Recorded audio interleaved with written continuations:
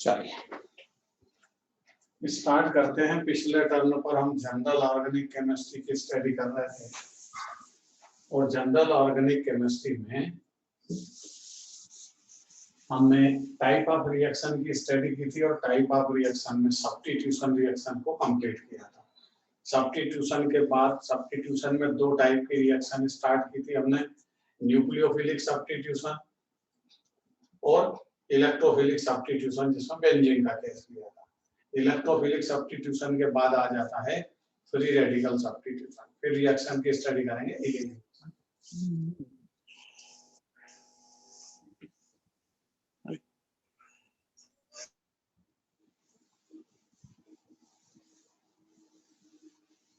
चलिए आज स्टार्ट करते हैं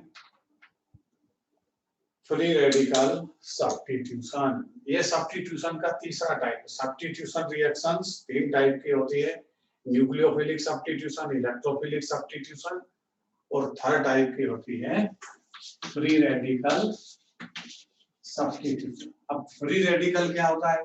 सब्स्टिट्यूशन तो बाद में करेगा, पहले तो ये समझ में आना चाहिए कि फ्री रेडिकल क्या होता है। कोई भी मटेरियल फ्री रेडिकल जो होता है वो मोस्ट रिएक्टिव होगा। कैसा होगा? मोस्ट रिएक्टिव, क्योंकि उसके वैलेंसी शेल में 7 इलेक्ट्रॉन होते हैं हाइड्रोजन को छोड़कर। तो 7 इलेक्ट्रॉन है तो उसकी रिक्वायरमेंट क्या होगी? सिंगल इलेक्ट्रॉन, इसलिए वो मोस्ट रिएक्टिव होता है। मोस्ट रिएक्टिव होता मतलब अनस्टेबल होता है और इसी अनस्टेबिलिटी के कारण वो मोस्ट रिएक्टिव है। वैलेंसी शेल में आपको 7 इलेक्ट्रॉन मिलेंगे और फ्री रेडिकल हमेशा कब प्रोड्यूस होता है? फ्री रेडिकल हमेशा होमोलिटिक क्लीवेज के थ्रू प्रोड्यूस होगा। होमोलिटिक क्लीवेज जब भी होगा कोवेलेंट बॉन्ड का, तब फ्री रेडिकल का प्रोडक्शन होता है। तो देखते हैं रिएक्शन में फ्री रेडिकल सब्स्टिट्यूशन कैसे होता है। सिंपल सा एक एग्जांपल लेते हैं। ये है मीथेन। मीथेन अल्केन का मेंबर है, फर्स्ट मेंबर। जब हम इसका क्लोरीनेशन करते हैं Cl2, react with Cl2 in presence of sunlight. Sunlight की प्रेजेंसी में मीथेन मींस अल्केन का क्लोरीनेशन करते हैं। ये सनलाइट, सनलाइट के पास क्या होगी? एनर्जी। इसमें ये क्लोरीन फ्री रेडिकल में कन्वर्ट होगा और इस पर अटैक करेगा। एक क्लोरीन का फ्री रेडिकल मीथेन के मॉलिक्यूल पर अटैक करेगा तो किसका फॉर्मेशन करेगा? CH3Cl और एक हाइड्रोजन को सब्स्टिट्यूट कर HCl का फॉर्मेशन करता है। अब यहाँ पर जो रिएक्शन है उसकी मैकेनिज्म कैसे समझेंगे? समझ। रिएक्शन मैकेनिज्म में आता है फ्री रेडिकल सब्स्टिट्यूशन। सबसे पहले फ्री रेडिकल का प्रोडक्शन होगा, क्योंकि यहाँ क्लोरीन का मॉलिक्यूल है। मॉलिक्यूल रिएजेंट का टाइप नहीं होता, मॉलिक्यूल किसी पर अटैक नहीं कर सकता। मॉलिक्यूल जब भी होगा वो रिएजेंट में कन्वर्ट होगा, मींस केवल अटैकर रिएजेंट होता है। तो क्लोरीन का जो मॉलिक्यूल ये इसका कोवेलेंट बॉन्ड, ध्यान से समझिए। एक क्लोरीन के आउटर में होते हैं 7 इलेक्ट्रॉन, एक इलेक्ट्रॉन उसने पार्टनरशिप में दिया, सेम इलेक्ट्रॉन का कॉम्बिनेशन है तो मॉलिक्यूल के बॉन्ड पेयर सेंटर में होते हैं। ये इसके 6 इलेक्ट्रॉन।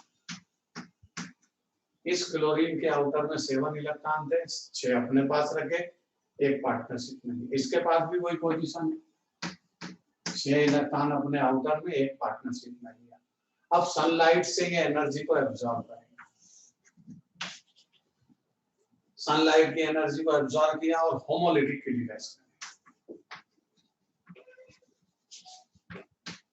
कौन सा क्लीवेज होगा कोवेलेंट बॉन्ड का? Homolytic cleavage. ये क्लोरीन अपना इलेक्ट्रॉन ले जाएगा, ये अपना इलेक्ट्रॉन ले जाएंगे, सेपरेट हो जाएंगे। ये हो गया सेपरेट। क्या प्रोड्यूस हुआ? फ्री रेडिकल, क्योंकि होमोलिटिक क्लीवेज जब भी कोवेलेंट बॉन्ड का होगा फ्री रेडिकल का प्रोडक्शन। ये क्लोरीन का फ्री रेडिकल है। अब देखो ये क्लोरीन अपना इलेक्ट्रॉन लेकर के सेपरेट हो गया, तो इसके वैलेंसी शेल में पहले भी 7 इलेक्ट्रॉन थे, अभी भी 7 होंगे। बट ऐसे कितने फ्री रेडिकल प्रोड्यूस हुए, एक ये और एक ये, दोनों ही फ्री रेडिकल है। तो तुम फ्री रेडिकल ऑफ क्लोरीन का प्रोडक्शन हुआ होमोलिटिक क्लीवेज के थ्रू। ये रिएक्शन मैकेनिज्म की फर्स्ट स्टेप। और फ्री रेडिकल सब्स्टिट्यूशन की मैकेनिज्म 3 स्टेप में कंप्लीट होती है। पहली स्टेप का नाम होता है चेन इनिशिएशन स्टेप। ये चेन इनिशिएशन स्टेप है जिसमें फ्री रेडिकल का प्रोडक्शन। अब ये फ्री रेडिकल ये रिएजेंट का टाइप है। फ्री रेडिकल कौन होता है? अरे फ्री रेडिकल रिएजेंट का थर्ड टाइप है। रिएजेंट 3 टाइप के होते हैं, nucleophile, electrophile and free radical. Nucleophile negatively charge specific, electrophile positively charge specific, और ये है फ्री रेडिकल। ये ना पॉजिटिव होती ना नेगेटिव, बट अनस्टेबल है क्योंकि इसके वैलेंसी शेल में 7 इलेक्ट्रॉन है। Most reactive unstable. अब ये फ्री रेडिकल मीथेन के मॉलिक्यूल पर अटैक करेगा। ये मैकेनिज्म की सेकंड स्टेप। ये मीथेन का मॉलिक्यूल, अब ये क्लोरीन का फ्री रेडिकल उधर से आएगा, ये इस पर अटैक करेगा। इसको क्या चाहिए? अरे ये अनस्टेबल है, वैलेंसी शेल में 7 इलेक्ट्रॉन है, इसको तो 1 इलेक्ट्रॉन चाहिए। ये यहां से कार्बन हाइड्रोजन के बीच होमोलिटिक क्लीवेज करवाएगा।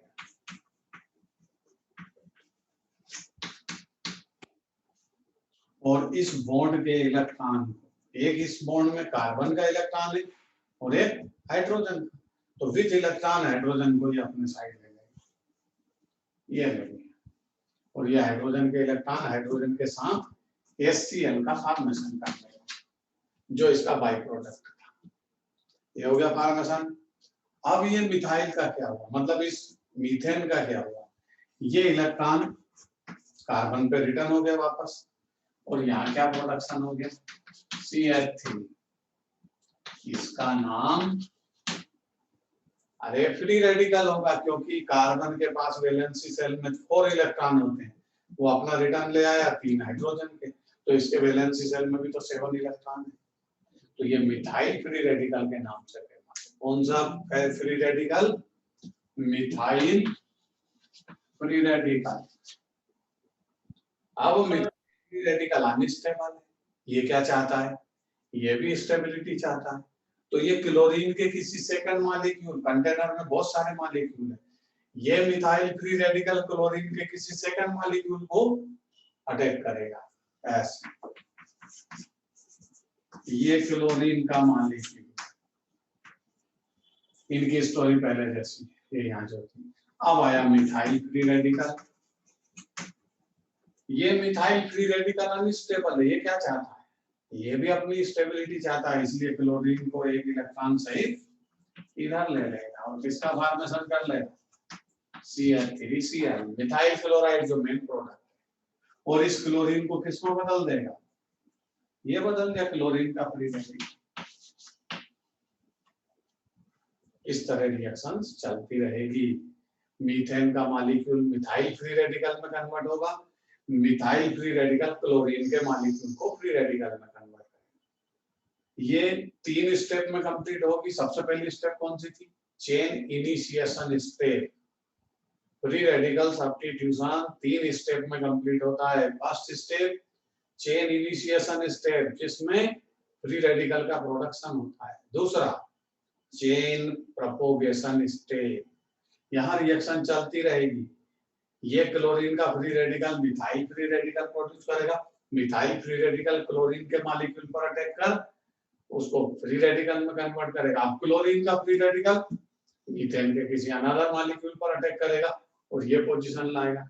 ये दोनों रिएक्शन चलती रहेगी अल्टरनेट। इसको बोलते हैं chain growth step, chain propagation step या चेन ग्रोथ स्टेप।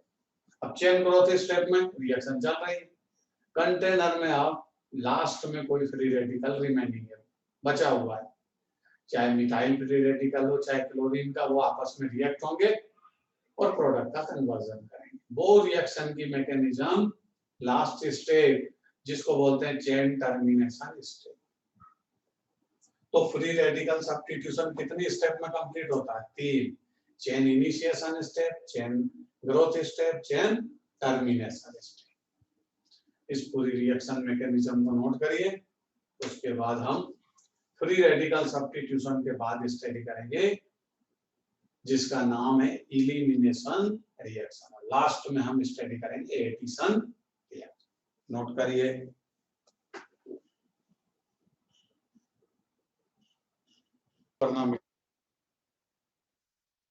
चलिए, किसी को कोई प्रॉब्लम नहीं?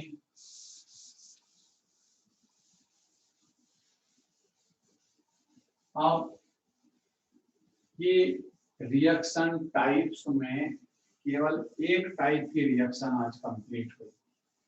हमने टाइप ऑफ रिएक्शन की जो स्टडी स्टार्ट की थी उसमें सब्स्टिट्यूशन न्यूक्लियोफिलिक, मतलब सब्स्टिट्यूशन रिएक्शन के टाइप खत्म हो गए। सब्स्टिट्यूशन रिएक्शन 3 टाइप की थी। न्यूक्लियोफिलिक भी सब्स्टिट्यूशन करता था, इलेक्ट्रोफिलिक भी सब्स्टिट्यूशन होता था, और ये फ्री रेडिकल सब्स्टिट्यूशन मैंने समझाया। इसी तरह एडिशन भी 3 टाइप का हुआ क्योंकि रिएजेंट 3 टाइप के होते हैं। लेकिन हम एडिशन रिएक्शन को बाद में स्टडी करेंगे। अभी स्टार्ट करते हैं सेकंड टाइप की रिएक्शन, इलिमिनेशन।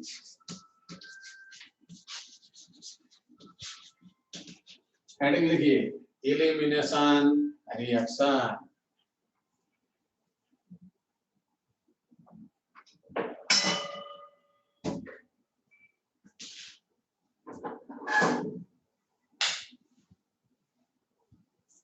इलिमिनेशन रिएक्शंस में आते हैं। इलिमिनेशन का मतलब होता है डिसअपियर, इलिमिनेट होना, गायब होना। कोई एक रिएक्टेंट होगा, उसको हम किसी रिएजेंट से रिएक्ट करेंगे, रिएजेंट का एक पार्ट उस रिएक्टेंट के एटम या ग्रुप ऑफ एटम को इलिमिनेट करेगा और नए प्रोडक्ट का फॉर्मेशन करेगा। रिएक्टेंट पर जब अटैक होता है तो पहले अनस्टेबिलिटी आती है और अनस्टेबिलिटी फिर स्टेबिलिटी के साथ जाएगी। देखिए कैसे होता है। CH3 CH2 Br, नाम सुना है आपने इसका? इसका नाम है ethyl bromide, C2H5 Br, alkyl halide है। दूसरी चीज हम आपको समझा दें, ये 1 डिग्री है। क्यों है 1 डिग्री? क्योंकि ये हेलोजन, इससे ये कार्बन अटैच, जिस कार्बन से अटैच है उसको हम क्या बोलते हैं? अल्फा। और इस कार्बन से कितने कार्बन अटैच है? 1, सो 1 डिग्री। ये कार्बन कौन सा है? बीटा। ठीक, अब इसकी रिएक्शन हम करें KOH से, बट KOH कैसा? अल्कोहलिक। जब आपने सब्स्टिट्यूशन रिएक्शन की स्टडी की थी तब याद करिए यही KOH था, लेकिन वाटर के साथ था, एक्वस KOH था। तो एक्वस KOH होगा तो सब्स्टिट्यूशन हो जाएगा। यहाँ OH न्यूक्लियोफाइल बनता था और इसको रिप्लेस कर देता। जो रिप्लेस होता है वो हेलोजन तो ऑलरेडी नेगेटिव पार्ट होता है, इसको हम क्या बोलते थे? इसको हम बोलते थे लिविंग ग्रुप। ये जाने वाला ग्रुप लिविंग ग्रुप, और ये आने वाला जो OH इस पर आता था वो न्यूक्लियोफाइल। लेकिन ये न्यूक्लियोफिलिक सब्स्टिट्यूशन, हम न्यूक्लियोफिलिक सब्स्टिट्यूशन की स्टडी नहीं कर रहे हैं, हम स्टडी कर रहे हैं इलिमिनेशन रिएक्शन की। मींस यहाँ से कोई इलिमिनेट होगा, तो यहाँ पर हम एक्वस KOH को यूज नहीं करेंगे, अल्कोहलिक KOH को यूज करेंगे। ये अल्कोहल क्या करेगा देखते हैं। अब जब इस पर अटैक होगा तो न्यूक्लियोफाइल कोई और होगा। न्यूक्लियोफाइल इस रिएक्शन में कोई और होता, OH माइनस नहीं। तो पहले न्यूक्लियोफाइल को समझे, न्यूक्लियोफाइल कौन है, फिर ये रिएक्शन में यहाँ हम प्रोडक्ट डिजाइन करें। तो सबसे पहले चलते हैं मैकेनिज्म, क्योंकि हम रिएक्शन की स्टडी नहीं कर रहे हैं, रिएक्शन मैकेनिज्म की स्टडी कर रहे हैं। पहली स्टेप में रिएजेंट का प्रोडक्शन होगा, मतलब ये अल्कोहलिक KOH आपस में रिएक्ट होंगे और कोई एक न्यूक्लियोफाइल का प्रोडक्शन करेगा। ये देखिए C2H5OH, ये अल्कोहल, ये पहले KOH से रिएक्ट होगा। देखिए यहां से क्या जाएगा OH, यहां से क्या जाएगा H, KOH, एक वाटर का एलिमिनेशन हो गया, ये गया वाटर। अब ये पोटेशियम इस ऑक्सीजन के पास आ जाएगा, तो यहाँ हो जाएगा C2H5OK, पोटेशियम पॉजिटिव, ये नेगेटिव, इसको बोलते हैं पोटेशियम इथो ऑक्साइड। ये ब्रेक होगा क्योंकि पोटेशियम का यहाँ कोई काम नहीं, ये गया पोटेशियम। अब ये किसमें कन्वर्ट हो गया, negatively charge species called nucleophile, ये न्यूक्लियोफाइल में कन्वर्ट। बताओ आज की डेट में न्यूक्लियोफाइल कौन है, C2H5O-, ये न्यूक्लियोफाइल है, इथो ऑक्साइड। अब बताओ ये इथो ऑक्साइड आया कहां से, अरे ये इथो ऑक्साइड तो इससे प्रोड्यूस हुआ अल्कोहल, अल्कोहल ने अपना प्रोटॉन रिलीज कर दिया क्योंकि अल्कोहल एसिडिक नेचर का, बट अल्कोहल कैसे नेचर का, अरे अल्कोहल तो वीक एसिड होता है, प्रोटॉन को बड़ी डिफिकल्टी से रिलीज करता है, और वीक एसिड जब अपने प्रोटॉन को रिलीज कर दे, ये कर दिया वीक एसिड ने प्रोटॉन को रिलीज, तो ये क्या फॉर्मेशन होता है, कॉन्जुगेट बेस। क्या प्रोड्यूस होगा, कॉन्जुगेट बेस। ध्यान से सुनिए, अल्कोहल जब अपने प्रोटॉन को रिलीज करता है तो न्यूक्लियोफाइल में कन्वर्ट होता है इस मैकेनिज्म में, और ये अल्कोहल वीक एसिड है, और वीक एसिड जब अपने प्रोटॉन को रिलीज करता है तो रिमेनिंग नेगेटिव पार्ट को हम बोलते हैं कॉन्जुगेट बेस। और ये भी रूल है कि वीक एसिड का कॉन्जुगेट बेस स्ट्रॉन्गर होता है, तो ये वाली जो मटेरियल है ये स्ट्रॉन्गर कॉन्जुगेट बेस है। अब प्रॉब्लम ये आती है, कॉन्जुगेट बेस होता क्या है, बेस का मतलब समझिए, कॉन्जुगेट बेस को छोड़िए, कॉन्जुगेट तो लगा हुआ उसके आगे, बेसिक नेचर क्या होता है बस इतना समझना। आरएनएस के कंसेप्ट में जाओ, एसिड उसको बोला था आरएनएस ने जो H+ आयन को रिलीज करे वो एसिड, जो OH- को रिलीज करे वो बेस, ये आरएनएस का एसिड बेस कंसेप्ट। अब ब्रॉस्टेड-लारी के एसिड बेस कंसेप्ट पे जाइए। ब्रॉस्टेड-लारी का जो एसिड बेस कंसेप्ट है, ब्रॉस्टेड बोलता है proton donor called acid, while proton gainer called base. फिर से ध्यान से सुनिए, ब्रॉस्टेड-लारी का कॉन्जुगेट बेस एसिड की जो डेफिनेशन है, acid proton donor called acid according to Bronsted Lowry acid base concept, proton gainer base, तो ये प्रोटॉन का गेनर है, इसीलिए ये स्ट्रॉन्ग कॉन्जुगेट बेस है। अब यहाँ बेस में भी दो टाइप के होते हैं, स्ट्रॉन्ग और वीक। स्ट्रॉन्गर कॉन्जुगेट बेस वो होगा जो आसानी से प्रोटॉन को गेन करे, इसका प्रोटॉन जा चुका है और ये प्रोटॉन को गेन करना चाहता है, क्योंकि ये वीक एसिड का कॉन्जुगेट बेस है। वीक एसिड का कॉन्जुगेट बेस हमेशा स्ट्रॉन्गर होता है, ध्यान रखिए। तो ये जो कॉन्जुगेट बेस है यही इस रिएक्शन का न्यूक्लियोफाइल है, C2H5O- ही इस रिएक्शन का न्यूक्लियोफाइल है। अब सेकंड स्टेप में चलेंगे, इतनी सारी बातें सब बाद में लिखेंगे, पहले हम इस पर अटैक करवाते हैं। ये इलिमिनेशन का टाइप है, इलिमिनेशन रिएक्शन की स्टडी कर रहे हैं, इस मेन रिएक्टेंट से एटम या ग्रुप ऑफ एटम इलिमिनेट होंगे, देखते हैं कैसे। ये CH3, ये CH, ये H, ये Br, ये नेगेटिव पार्ट।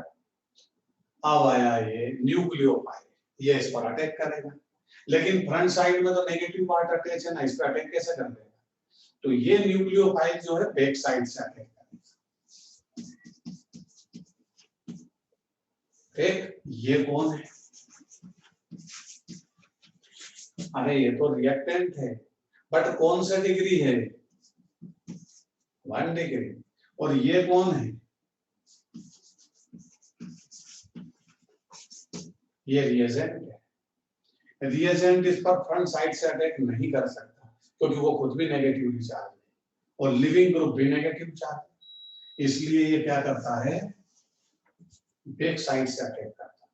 अरे ऐसा तो हमने SN2 में स्टडी की, ये SN2 की ही कॉपी है बट नॉट सब्स्टिट्यूशन। ये सब्स्टिट्यूशन न्यूक्लियोफिलिक बाइमॉलिक्यूलर रिएक्शन नहीं है उसी की कॉपी, लेकिन ये कौन सी रिएक्शन है? एलिमिनेशन बाइमॉलिक्यूलर। इसीलिए इस मैकेनिज्म का नाम क्या होता है?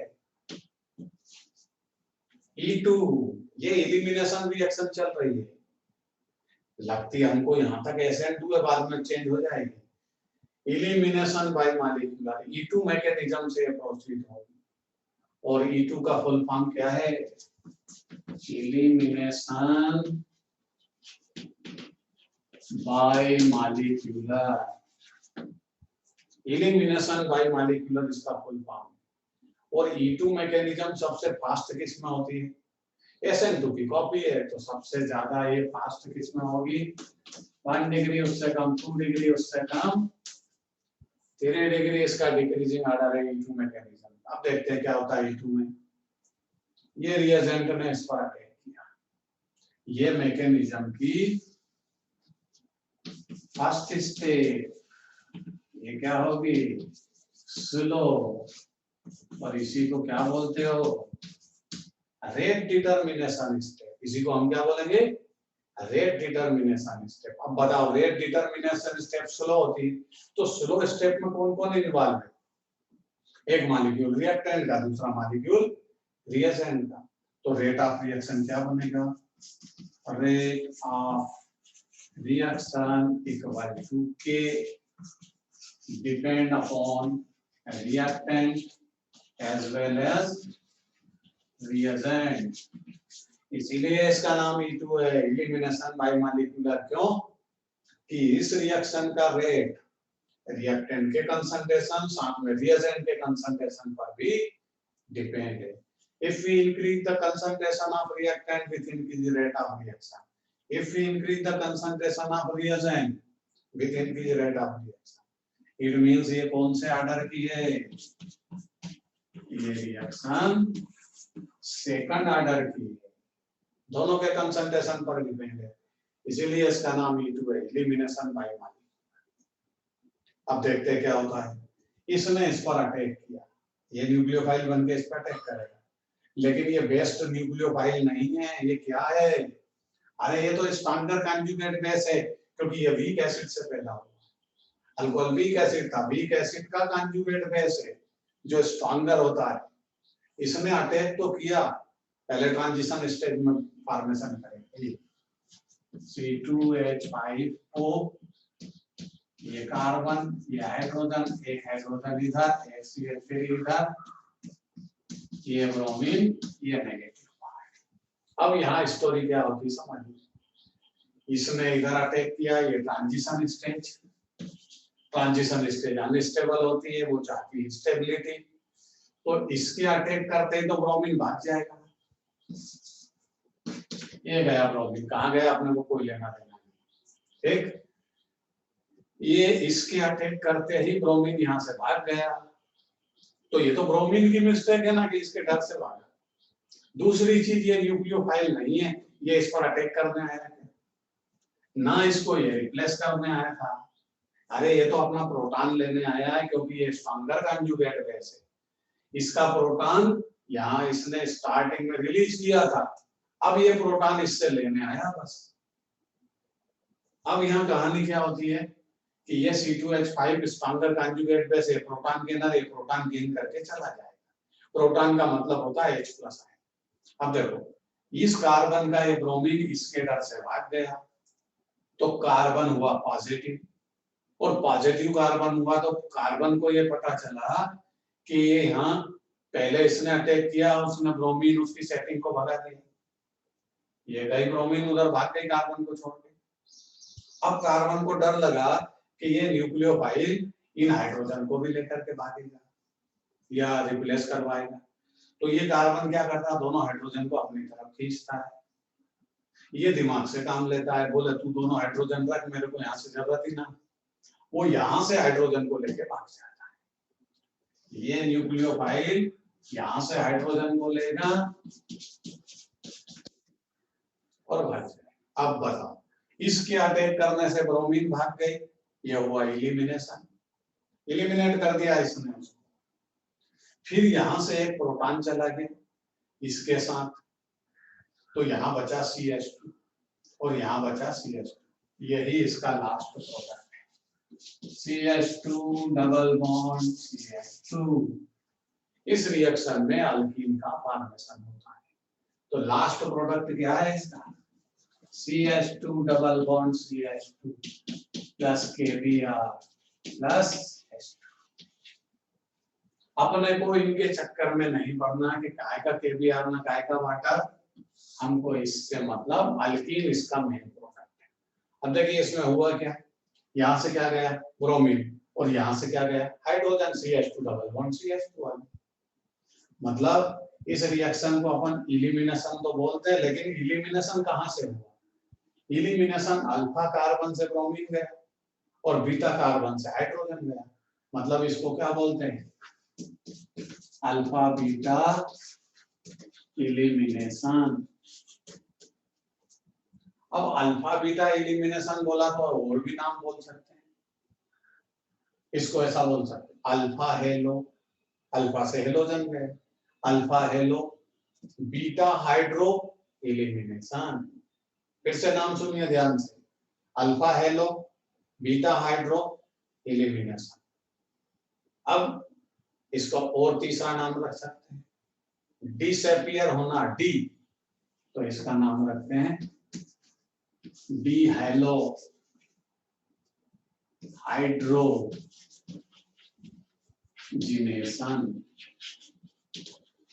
क्या बोलते हैं इसको, डिहाइड्रो, डी हेलो मतलब हेलोजन गया, डी मतलब डिसअपियर, डी हेलो हाइड्रोजिनेशन।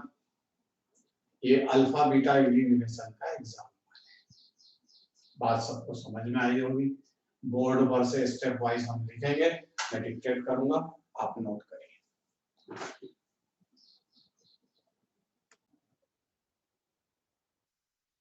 अब हम E2 मैकेनिज्म के प्लेस पे किसकी स्टडी करेंगे, E1। सारी स्टोरी सेम रहेगी लेकिन वो SN1 की है। तो SN1 आपको पता है, यहाँ पर जो अल्कोहलिक KOH होगा वो तो एजिटीज है, क्योंकि न्यूक्लियोफाइल तो यही रहेगा। मतलब मैकेनिज्म की फर्स्ट स्टेप को हमें चेंज नहीं करना है, लेकिन इलिमिनेशन में यहाँ कौन सा डिग्री आ जाएगा भाई, हम E1 मैकेनिज्म की स्टडी कर रहे हैं। E1 इसका मतलब क्या हो जाएगा, इलिमिनेशन यूनिमॉलिक्यूलर। E1 का फुल फॉर्म बनता है इलिमिनेशन यूनिमॉलिक्यूलर, और इसका जो रिएक्टिविटी ऑर्डर है वो इसका अपोजिट है। बदल लीजिए, सबसे स्लो 1 डिग्री में, उससे सबसे फास्ट E1 मैकेनिज्म 6 डिग्री में होती है। तो यहाँ 3 डिग्री बना, ये बन गया 3 डिग्री। अरे 3 डिग्री चेंज करने में क्या टाइम लगता है, दोनों हाइड्रोजन को हटाओ, मिथाइल ग्रुप लगा, ये टर्सरी ब्यूटाइल ब्रोमाइड बन गया 3 डिग्री। सारी कहानी यही होगी, ये न्यूक्लियोफाइल है, वीक एसिड का स्ट्रॉन्गर कंजुगेट बेस। अब यहाँ पर इसको बदलते हैं, ये बदला, ध्यान से समझिए। यहाँ पर कौन है, CH3, ये 3 डिग्री, तो ये तो सराउंडेड है लार्जर अल्काइल ग्रुप से। सामने इसमें लिविंग ग्रुप लगा, मतलब इसमें न्यूक्लियोफाइल C2H5O- ना तो बैक साइड से अटैक कर सकता ना फ्रंट साइड से, मींस वो मैकेनिज्म की फर्स्ट स्टेप में एंट्री नहीं देगा। तो नहीं एंट्री देगा तो मतलब यहां से हटाना पड़ेगा इसको, ये हटा दिया। तो इसमें तो केवल यही रहेगा, अकेला पोलर सॉल्वेंट को यूज कर सकते हैं क्योंकि इसको पोलैरिटी कैरेक्टर इंक्रीज करना हमको। तो ये कौन से ऑर्डर की हो गई? ये रिएक्शन तो फर्स्ट ऑर्डर की हो गई क्योंकि इसका रेट ऑफ रिएक्शन रिएक्टेंट के कंसंट्रेशन पर डिपेंड है only. Reagent first step slow में आए, केवल रिएक्टेंट प्रेजेंट है तो रिएक्टेंट के कंसंट्रेशन पर ये डिपेंड है। पोलर सॉल्वेंट को आप यूज कर सकते हो क्योंकि अब ये CBr बॉन्ड को आपको ब्रेक करना है।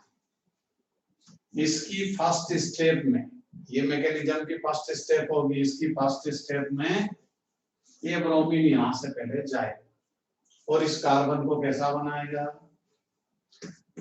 अरे ब्रोमीन अपना इलेक्ट्रॉन कार्बन का भी लेकर के जाएगा तो कार्बन को पॉजिटिव बनाएगा ना, पॉजिटिव कार्बन कॉल्ड कार्बोकेटायन, और ये टर्सरी कार्बोकेटायन का प्रोडक्शन करेगा क्योंकि तीनों साइड उसके अल्काइल ग्रुप है। तो इसको यहां से हटा देंगे।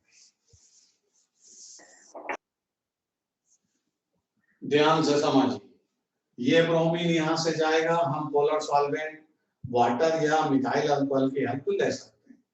ये गया, यहाँ पर क्या कन्वर्ट हुआ? CH3 CCH3 CH3 पॉजिटिव, इसको बोलते हैं हम टर्सरी कार्बोकेटायन। अब टर्सरी कार्बोकेटायन का फॉर्मेशन हुआ तो ये तो फर्स्ट ऑर्डर की बन गई, न्यूक्लियोफाइल आए। अब आएगा न्यूक्लियोफाइल, ये आया, ये अटैक करेगा। लेकिन ये न्यूक्लियोफाइल तो बेटर स्ट्रॉन्गर कॉन्जुगेट बेस है, ये तो स्ट्रॉन्गर कॉन्जुगेट बेस है, ये न्यूक्लियोफाइल नहीं है। ये इस पर अटैक करने नहीं आया, ये तो अपना प्रोटॉन लेने आया क्योंकि ये वीक एसिड का कॉन्जुगेट बेस है, जो स्ट्रॉन्ग है ये प्रोटॉन चाहता है। यहाँ ये बीटा कार्बन, ये बीटा कार्बन, ये बीटा कार्बन, 3 बीटा कार्बन है, वहां से प्रोटॉन को लेगा, भाग जाएगा और इसको किसमें बदल जाएगा? CH3 CH3 double bond CH2, नाम है इसका आइसोब्यूटीन, बट इसको कॉमन लैंग्वेज में हम क्या बोलते हैं? अल्कीन। अल्कीन ही तो इसका प्रोडक्ट है। और ये यहाँ से किसी भी बीटा एक कार्बन से प्रोटॉन लेगा और खुद किसमें बदल जाएगा? वापस अल्कोहल में बदल जाएगा क्योंकि ये तो लेने ही प्रोटॉन आया था, इसको कोई लेना देना नहीं किसी और से। तो ये मैकेनिज्म कौन सी है? इवन जिसमें टर्सरी कार्बोकेटायन से प्रोसेस। सारी कहानी को नोट करिए और सारी कहानी अब आप ही को लिखना है। अब यहाँ पर इसी रिएक्शन में एल्किल हैलाइड है एलिमिनेशन के केस, लेकिन उसमें कार्बन 4 है, तो क्या होगा?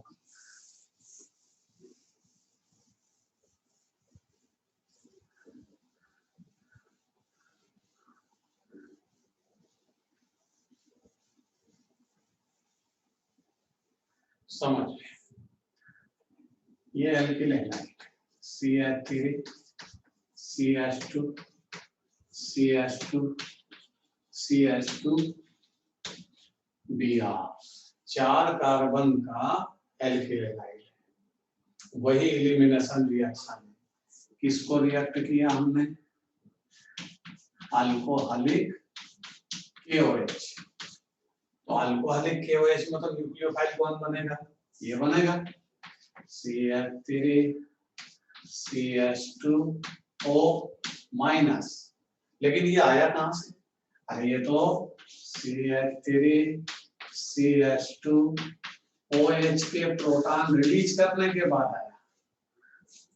तो इसको हम कलेक्ट करके ऐसा भी लिख सकते हैं C2H5O माइनस। ये इस रिएक्शन मैकेनिज्म का न्यूक्लियोफाइल है, अल्कोहलिक KOH की प्रेजेंस में। अब समस्या ये आती कि ये इस पर अटैक करेगा। तो मैकेनिज्म में हम समझ चुके हैं कि मैकेनिज्म की फर्स्ट स्टेप तो ये है, बट ये इस पर अटैक करने जाएगा तो सबसे पहले क्या करेगा? जैसे ये इस पे अटैक करता है तो ब्रोमीन को पहले भगाता है, तो ब्रोमीन को जैसे ही भगाएगा तो क्या कन्वर्ट हो जाएगा? CH3 CH2 CH2, ये कार्बन हो गया पॉजिटिव, ये ब्रोमीन को यहां से भगा दिया इसने। अब ये कार्बोकेटायन कौन सा है? अरे ये कार्बोकेटायन 1 डिग्री कार्बोकेटायन है, क्योंकि जो कार्बन पॉजिटिव है उसके बैक साइड एक कार्बन है, इसलिए ये कार्बोकेटायन 1 डिग्री कार्बोकेटायन। और 1 डिग्री कार्बोकेटायन कैसा होता है? 1 डिग्री कार्बोकेटायन तो अनस्टेबल होता है। फिर स्टेबल कौन सा होता है? सबसे हाईएस्ट स्टेबल होता है 3 डिग्री, उससे कम 2 डिग्री, सबसे कम 1 degree. 3 degree carbocation more stable. तो यहाँ तो ये 1 डिग्री है, मतलब ये अनस्टेबल है, तो ये पहले रीअरेंज करेगा। यहां से एक प्रोटॉन निकल के यहाँ चला जाए, हो गया रीअरेंज। और कौन से कार्बोकेटायन में कन्वर्ट हो सकता है? अगर पॉसिबल होगा तो 3 डिग्री में होगा, नहीं होगा तो 2 डिग्री में तो हो सकता है। तो ये प्रोटॉन एक यहाँ चला गया, CH3 CH2 CH, ये CH3 कौन सा डिग्री कार्बोकेटायन? 2 degree carbocation. ये थोड़ा सा ज्यादा स्टेबल है 1 डिग्री के कंपैरिजन में। तो यहाँ ये रिएक्शन कार्बोकेटायन से प्रोसीड होगी तो 2 डिग्री कार्बोकेटायन का फॉर्मेशन होगा, ये कार्बन पॉजिटिव होगा। अब ये रीअरेंज तो अपना था उसका, आपने खुद ने मॉलिक्यूल ने किया, न्यूक्लियोफाइल का इसमें कोई रोल नहीं। न्यूक्लियोफाइल ने तो इस पर अटैक किया और ब्रोमीन को भगा दिया। अब ये क्या लेकर के जाएगा? जो न्यूक्लियोफाइल आता है इसमें से प्रोटॉन लेकर के जाएगा, यही मैकेनिज्म है। ये आया न्यूक्लियोफाइल। अब इसकी प्रॉब्लम 2 बीटा कार्बन, ये मेन कार्बन, इसके कंपैरिजन यही पॉजिटिव है ना, इससे तो हाइड्रोजन जा नहीं सकता, ये अल्फा बन गया। एक कार्बन ये बीटा और एक कार्बन ये बीटा, 2 बीटा कार्बन है। दोनों से ये हाइड्रोजन को एलिमिनेट कर सकता है, क्योंकि इसके पास स्टेरिक हिंड्रेंस मिनिमम है। Minimum steric hindrance.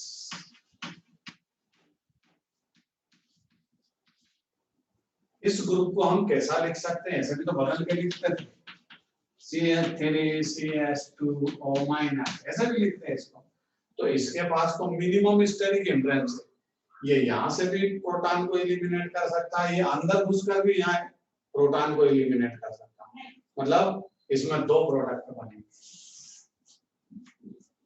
देखिए 2 प्रोडक्ट कौन कौन से बनेंगे?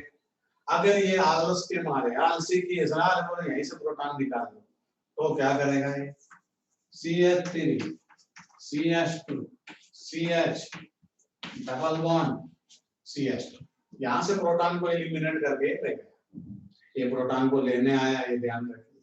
तो प्रोडक्ट क्या हुआ? ब्यूट 1N। कितना परसेंट बना? 20%।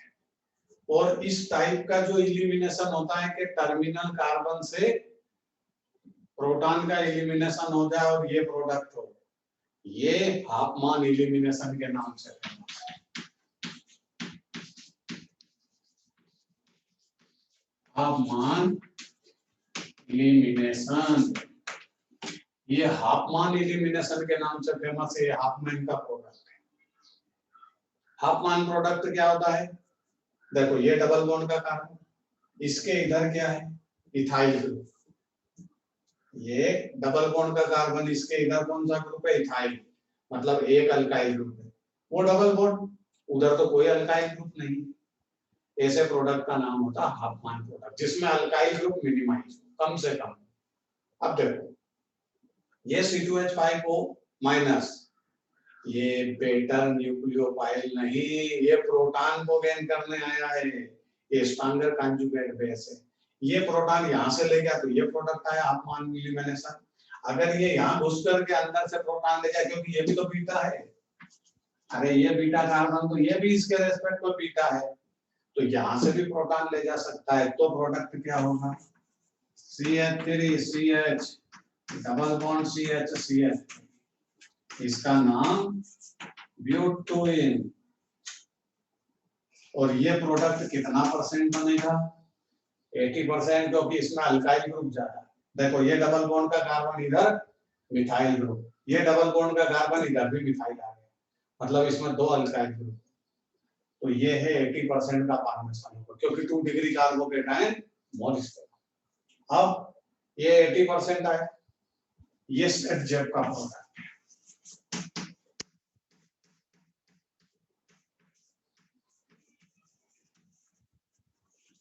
और इसको बोलते हैं सेट जेब एलिमिनेशन। क्या है सेट जेब का रूल? सेट जेब का रूल वो है एल्किल हैलाइड के एलिमिनेशन के केस में वो अल्कीन एक्सेस अमाउंट में आएगी जिसमें अल्काइल ग्रुप सबसे ज्यादा, एक दो अल्काइल ग्रुप है डबल बॉन्ड के दोनों साइड, इसलिए 80% का फॉर्मेशन। ये सेट जेब का, इसको नोट करेंगे और फिर आगे बात करेंगे। नोट करिए,